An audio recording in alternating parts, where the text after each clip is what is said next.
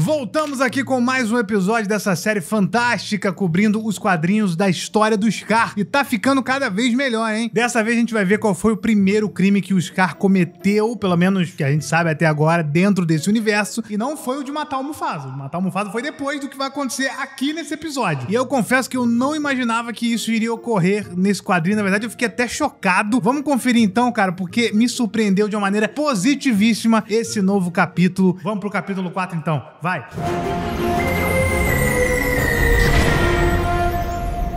Fala galera, eu sou o Imaginago, bem-vindos a mais um vídeo, muito obrigado por assistir esse vídeo aqui, eu estou completamente feliz, cara, esse capítulo foi o melhor de todos até agora, e muita gente inclusive tá me mandando mensagem perguntando o seguinte: mas Imaginago, cadê o capítulo 3 da Malévola? Você só falou do 1 e do 2? Gente, o capítulo 3 da Malévola, ele foi muito ruim, mas é tipo, ele foi ruim em níveis estratosféricos, ao ponto que não acontece praticamente nada. O vídeo em que eu iria comentar sobre esse episódio teria mais ou menos 1 minuto de duração, e eu não tô nem exagerando, não acontece nada. Então eu vou esperar nesse mês agora, vai sair o capítulo 4, aí eu falo do 3 e do 4 ao mesmo tempo, tá? Só pra dar esse aviso aqui, é dessa mesma série da história dos vilões nos quadrinhos oficiais da Disney. Fiquei muito decepcionado com esse novo capítulo da Malévola, depois eu comento que é diferente desse capítulo aqui do Scar, que está maravilhoso, episódio incrível, fantástico. Vamos comentar ele. Só antes, deixa o seu like aí no vídeo, porque agora você não precisa nem mais sair do vídeo. Você que tá no celular, dá um clique na sua tela e deixa o like aí sem sair do vídeo, tá muito mais fácil agora. Ajuda demais o canal, ajuda na recomendação aqui no YouTube e eu te agradeço. Eu vou continuar postando vídeo porque você tá aqui me ajudando. Tamo junto? Vamos nessa.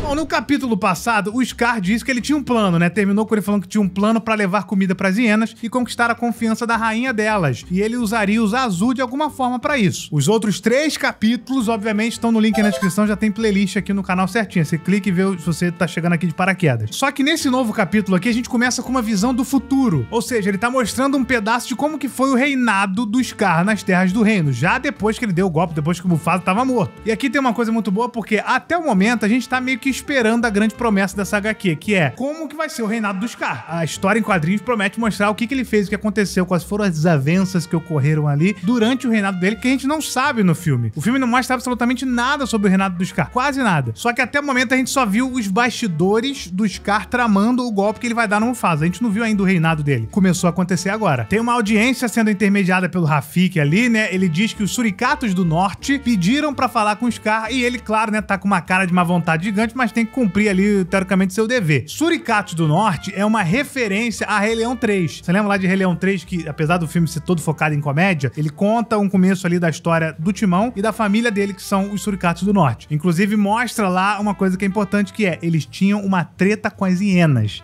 Rápido que a hiena já vem. E eles trouxeram essa referência. Cara, isso é inacreditável. De verdade, pra você assistir Rei Leão 3, você tem que ser fã de Rei Leão. O autor dessa obra de arte, que é essa HQ, ele sabe o que ele tá fazendo. Então ele trouxe essa referência do Suricato do Norte e não foi à toa. Porque olha só, os Suricatos, eles vieram reclamar justamente que eles estão desesperados, né? Porque existe um número gigante de hienas que entraram pras terras do reino de forma legal, já que agora elas não são proibidas, porque o Scar tá no poder, e os Suricatos estão sendo caçados de maneira desbalanceada e estão desaparecendo. E aí os Azul ainda completa pros caras dizendo que como vários animais fugiram, né, das terras do reino, depois que as hienas chegaram, tá sobrando pros Suricatos. Os Suricatos estão morrendo. E o Scar simplesmente falou: e daí? Quer que eu faça o quê?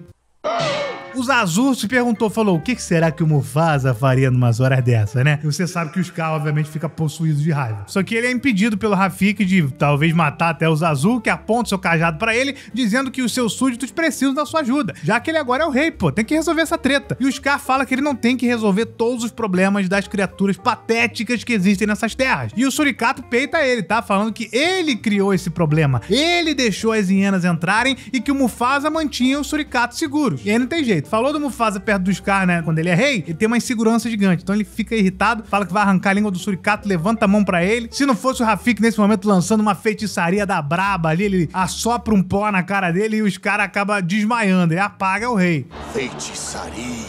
Doideira, né? Magia sendo um ponto forte nessa história. Teve na HQ passada, tem nessa agora. O Rafiki meteu um pá na tua cara ali. Dá pra ver, né, o potencial do Rafiki. Ele é muito mais forte do que ele aparenta ser. No final do filme ele ficava girando o bastão, batendo nas das hienas, mas agora ele mostra que ele é o Gandalf desse universo, sabe? Dá uma olhada pra ele, pra você ver só, pra tu ver se ele não vai mandar uma magia e te derrubar.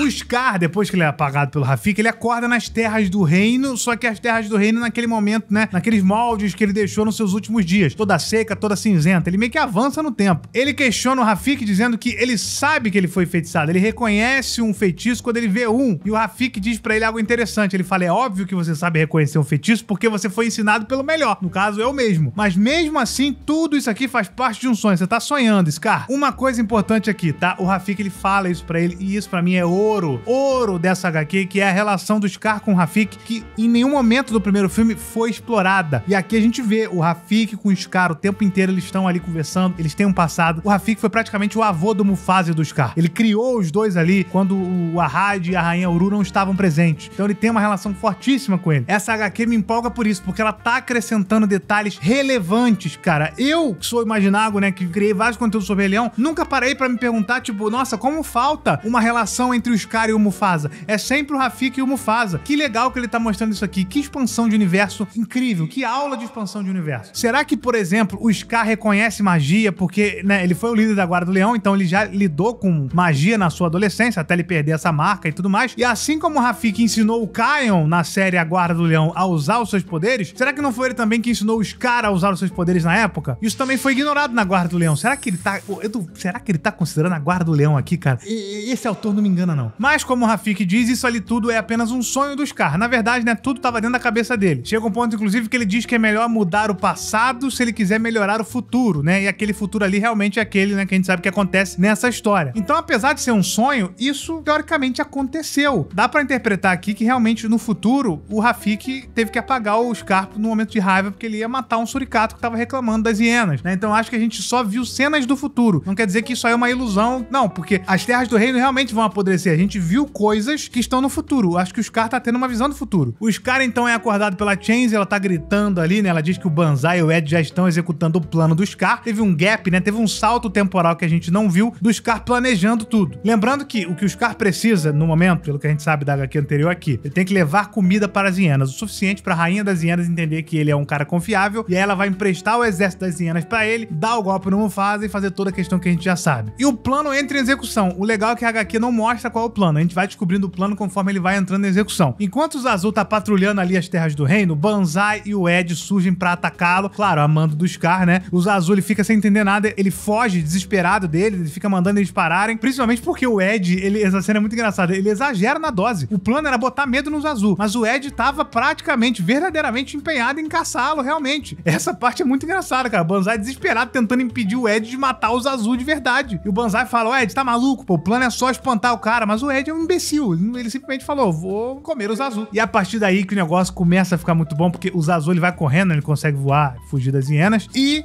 ele chega pro Mufasa e fala, Mufasa, até parece o Simba ali, pequenininho do lado do Mufasa, né? É um daqueles momentos no começo do Rei Leão ainda. Tudo isso acontece antes dos principais momentos do Rei Leão, praticamente, né? Antes do Simba ser caçado pelas hienas lá no começo. E o Zazu fala, tem hienas nas Terras do Reino, Mufasa, você tem que ir lá e meter o louco. E por uma sorte inacreditável, sabe? Uma coisa assim, uma série de coincidências, o Banzai e o Ed não se encontraram com o Mufasa, porque o Mufasa, ele foi desesperado pra pegar os dois, pra, tipo, tirar essas hienas dali. Mas eles conseguiram fugir antes, porque o Zazu e o Rafiki, isso já foi falado em alguns livros, mas aqui ficou mais claro ainda, eles são exceções das Terras do Reino, quer dizer, eles são personagens que não podem ser caçados. O Timão e Pumba, lá em O Rei Leão 2, também estão nessa lista de personagens, né, de seres que são protegidos pelo rei. Se você encostar neles, você tá desafiando o rei diretamente. Privilegiados. Se bem que a gente acabou de ver o Rafiki derrubando um leão. O cara derrubou um leão gigantesco na nossa frente com uma facilidade imensa. Então, eu não sei se ele realmente precisa de ajuda, eu não sei se realmente essa proteção que ele tem natural serve pra alguma coisa. Acho que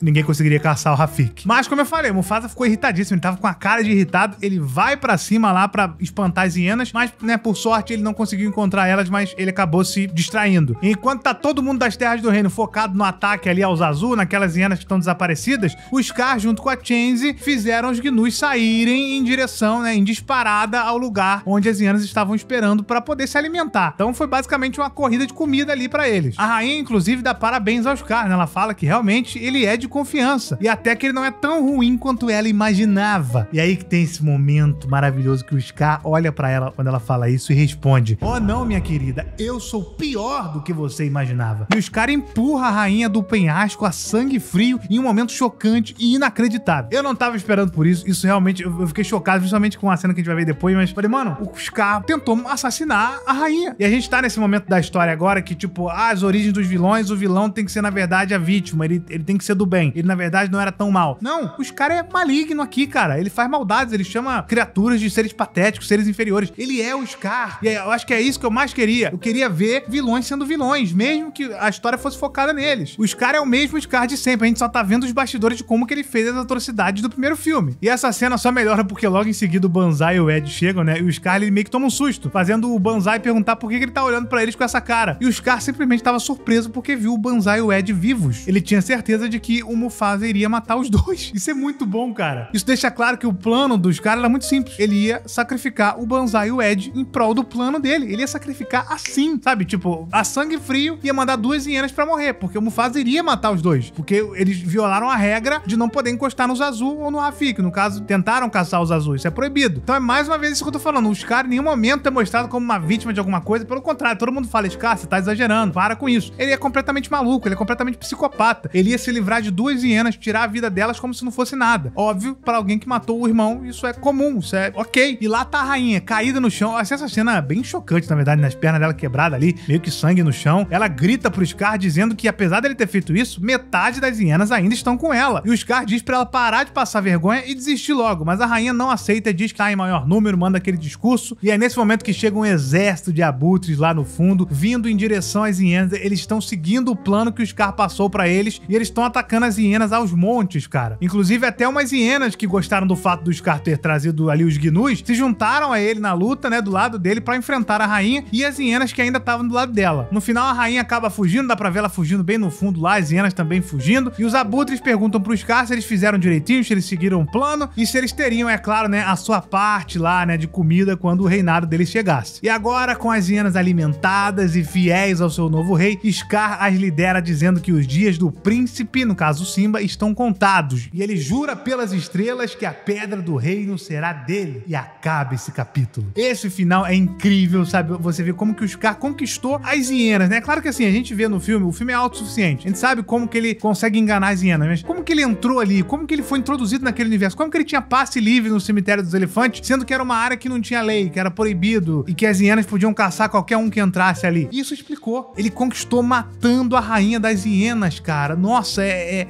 incrível. Se você gostou também, deixa o like e se inscreve no canal nesse momento. Esteja inscrito pra quando sair o próximo episódio mês que vem, você receber uma notificaçãozinha e assistir o vídeo. Cara, eu tô louco pra saber como é que vai terminar essa história. E eu acho que você também. Você tá vendo aqui até o capítulo 4, você tá gostando pra caramba também, espero. E por enquanto não sai o vídeo novo, você pode assistir, por exemplo, aqui, ó. Clica aqui pra você ver o meu vídeo sobre o Simbaverso, que é sobre a nova série de filmes de Rei Leão que vão vir aí, não só em live action, como em série e outras animações aí. Clica aqui pra você conferir. E aqui também tem uma análise do filme Aladdin e os 40 Ladrões pra você clicar e assistir também, porque é um filme que eu gostava muito. Eu descobri alguns pontos estranhos nele, mas a minha análise sobre ele tá aí. Clica aí e tamo juntos demais. Até o próximo vídeo.